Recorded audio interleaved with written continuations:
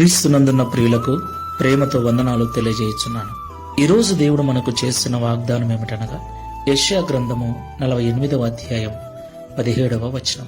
నీకు ప్రయోజనము కలుగునట్లు నీ దేవుడనైన యెహోవానగు నేనే నీకు ఉపదేశము చేయుదును, నీవు నడవవలసిన త్రోవను నిన్ను నడిపించుదును. ఆమేన్. నా ప్రియమైన సహోదరి సహోదరులారా, ఈ లోకంలో జీవిస్తున్న మనం అందరం కూడా కుటుంబాలుగా జీవిస్తున్నాం. కుటుంబ పోషణ కొరకు ప్రతిదినం ఉదయం లేచింది మొదలు రాత్రి పడుకునేంత వరకు వ్యాపారం నిమిత్తము కావచ్చు, ఉద్యోగం నిమిత్తము కావచ్చు, వ్యవసాయం నిమిత్తము కావచ్చు, జీవనోపాధి నిమిత్తం కావచ్చు, అనేక ఆలోచనలు కలిగి అనేక మార్గాల గుండా ప్రతిదినం మనం ప్రయాణం చేస్తున్నాం.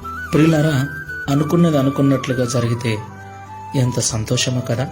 అయితే మనం ఎన్ని ప్రయత్నాలు చేసినా, ఎన్ని ఆలోచనలు చేసినా, ఎంత ప్రయాసపడినా ఏమీ మిగలటం లేదు. మనం అనుకున్నది అనుకున్నట్లుగా జరగటం లేదు. మన కష్టానికి తగిన ఫలితాన్ని కూడా మనం పొందుకోలేకపోతున్నాం. అవును ప్రియులారా, ఎంతో మంది సహోదరి సహోదరులు నాకు ఫోన్ చేస్తుంటారు. అన్నయ్య, రాత్రనక పగలనక కష్టపడుతున్నాం కానీ ఏమాత్రం ప్రయోజనం లేదన్నయ్య. చాలా ఇబ్బందుల్లో ఉన్నాం, ఇంకా కష్టాలు ఎక్కువైపోతున్నాయి, చాలా నలిగిపోతున్నాం, మా కొరకు ప్రార్థన చేయండి అన్నయ్య అని. నా ప్రియమైన సహోదరి సహోదరులారా, చాలా మంది ఇలాంటి పరిస్థితుల్లోనే ఉన్నారు. అయితే మనకు ప్రయోజనము కలుగునట్లు మన దేవుడు మనకు మంచి ఆలోచన చెప్పి సరైన మార్గంలో మనం నడిపిస్తానని ఈరోజు వాగ్దానం చేస్తున్నాడు. దేవునికి మహిమ కలుగును గాక.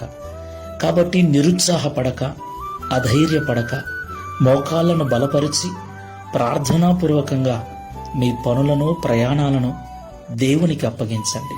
దేవుడే మిమ్మల్ని నడిపిస్తాడు.